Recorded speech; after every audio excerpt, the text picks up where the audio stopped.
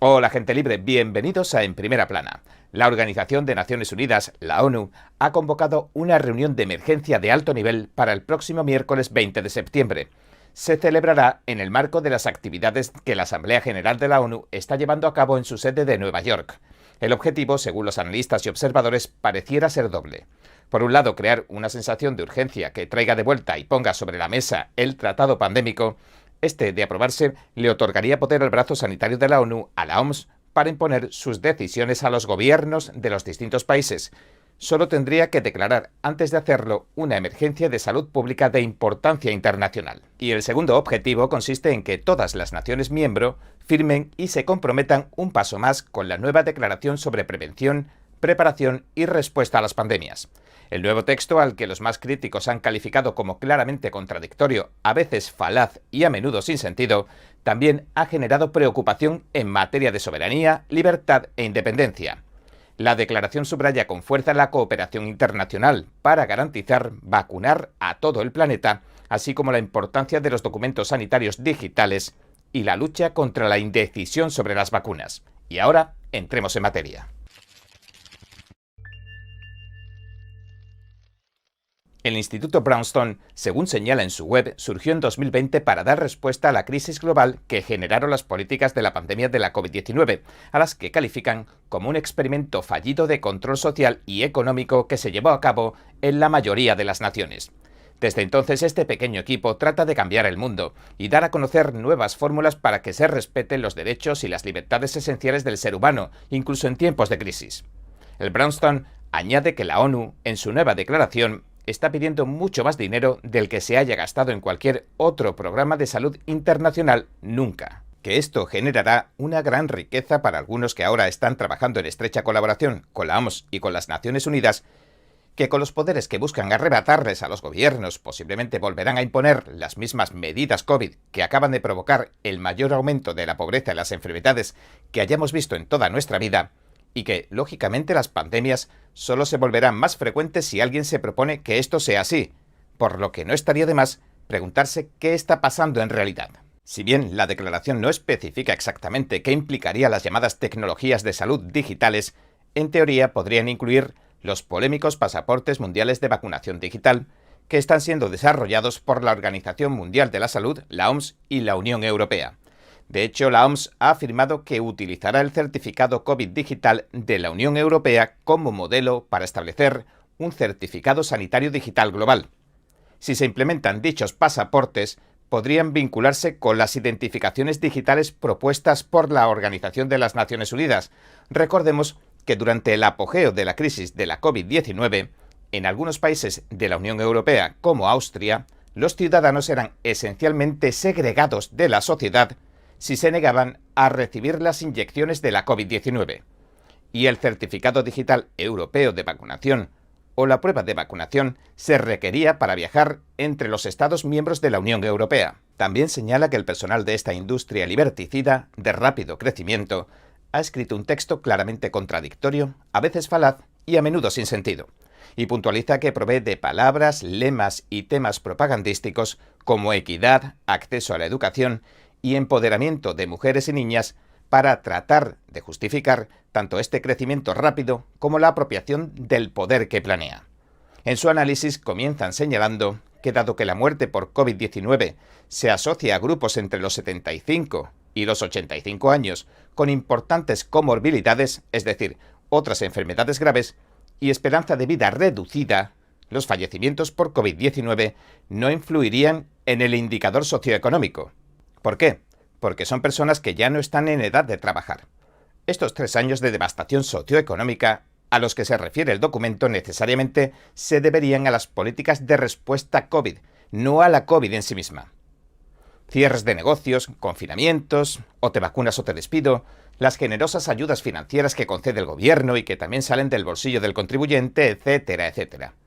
En definitiva, no parece que fuera el virus lo que destruyó el tejido socioeconómico de las naciones ni las cadenas de suministro, etc.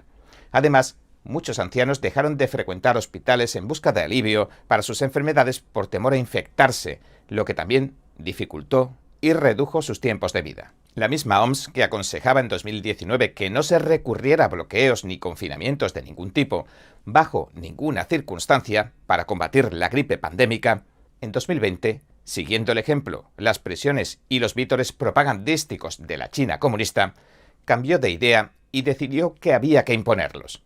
Pese a que el coronavirus se cebó en Occidente con las personas mayores enfermas, en su nuevo texto la ONU insiste una y otra vez en que provocó el hundimiento de las economías, de la educación, de la seguridad alimentaria, del disfrute de los derechos humanos, etcétera, etcétera. Pero, señores, la realidad es que eso no lo hizo el virus. Eso pasó porque se excluyó a los niños y a los adultos productivos de la escuela, del trabajo, de la atención médica y de la participación en los mercados de bienes y servicios. Pero esta catástrofe sanitaria, social y económica no nos afectó a todos por igual.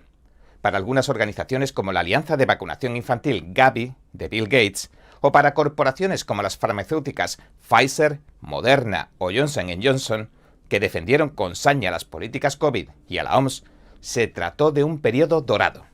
Y por supuesto las organizaciones internacionales tipo Foro Económico Mundial también han ganado en cuanto a nivel de contratación y de infraestructuras, pero ¿cuál sería, en esencia, el objetivo principal de la nueva declaración?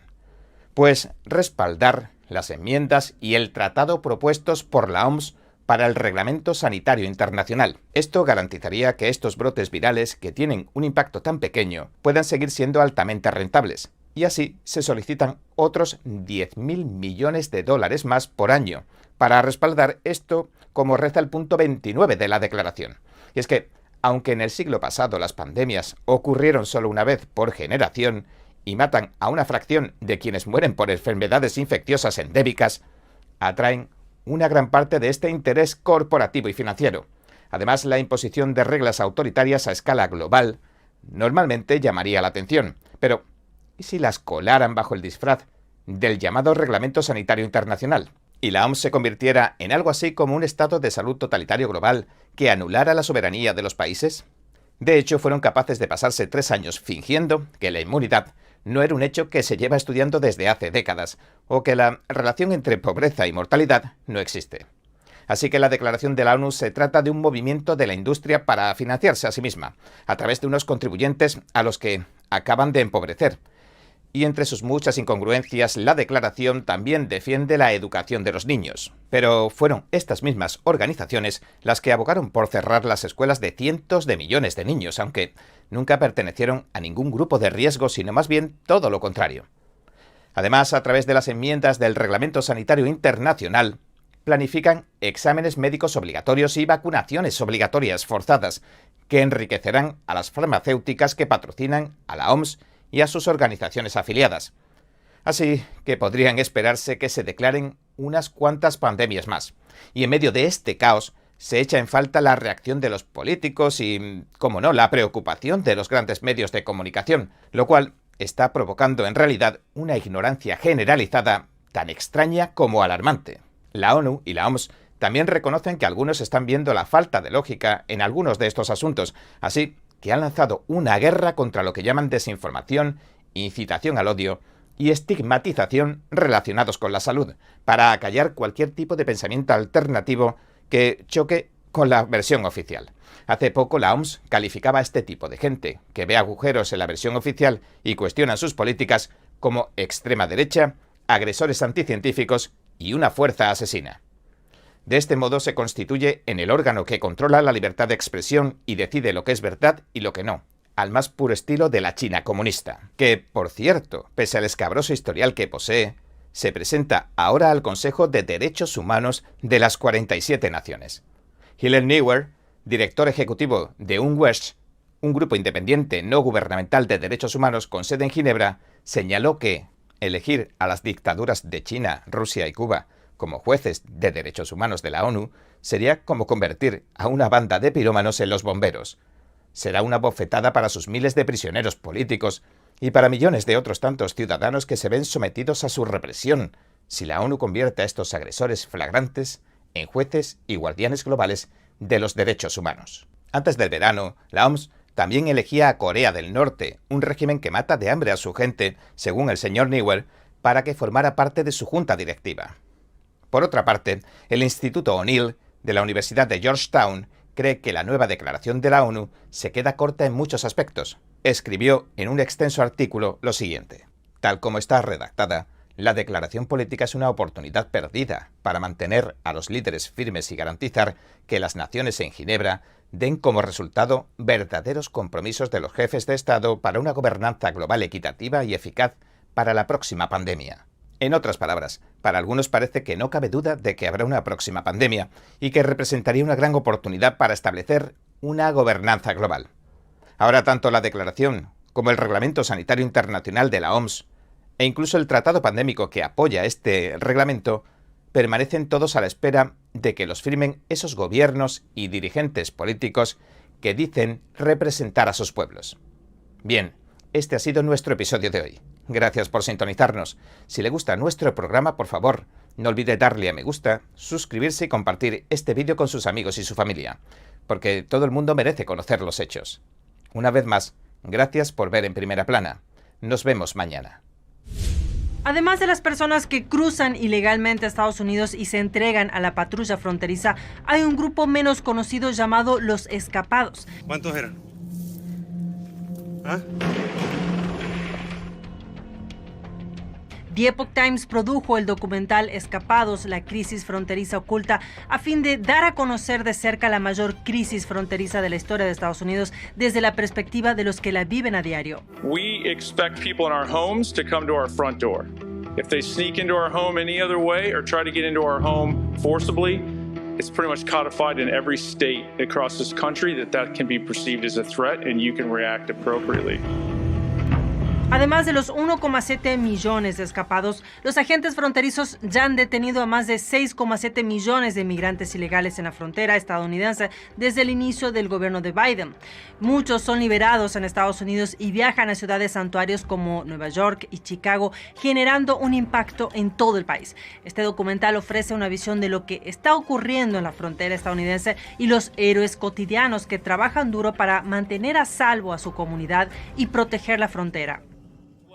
We have ports of entry, 328 of them that are established as our front doors, and we just ask everybody to go through that front door, period. Entonces no se pierda este excelente documental, lo invito a verlo y también a compartirlo simplemente tocando este enlace que está aquí arriba.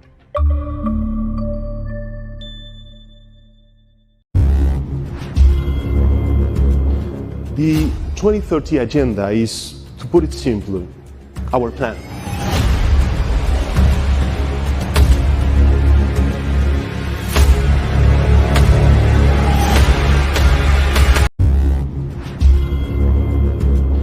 The 2030 agenda is, to put it simply, our plan.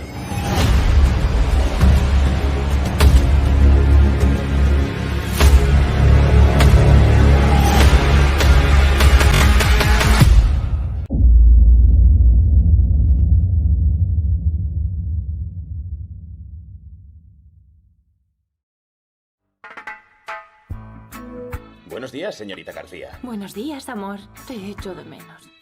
Qué ganas tengo de besarte. Ya, bueno. Algún día.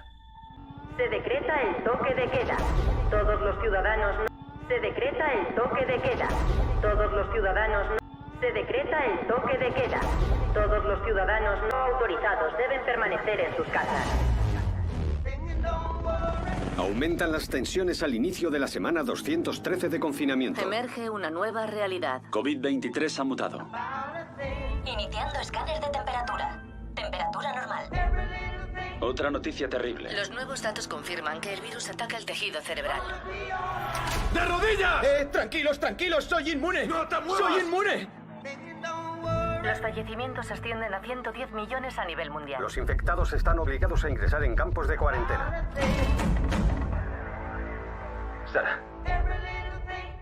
Sara, ¿qué pasa? Departamento de Saneamiento. Sara, háblame. Creo que mi vecina tiene fiebre. Sería mucho más fácil si me abriese la puerta. Señora Grant, tiene visita. Sara, por favor. Sara, abre la puerta. ¡Sara! Sara, no abras la puerta. ¡No, por favor! ¡No estoy contagiada! ¡No estoy enferma! ¡No estoy enferma!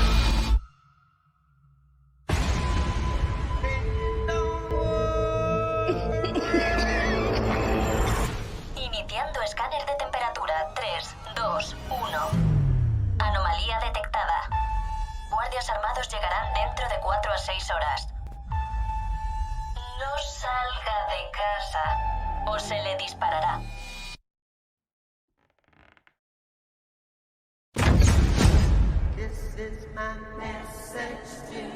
Sé que está en casa. Ya vienen. Tengo que dejarte. No. ¡Sara! ¡Sara! Despídete de mí. Sara, no pienso dejar que te rindas. Para sobrevivir. Intento salvar a la única persona que me importa. No puedo ayudarte. Lo que quieres hacer es ilegal.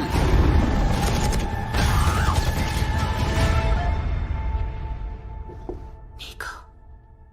Aquí estoy.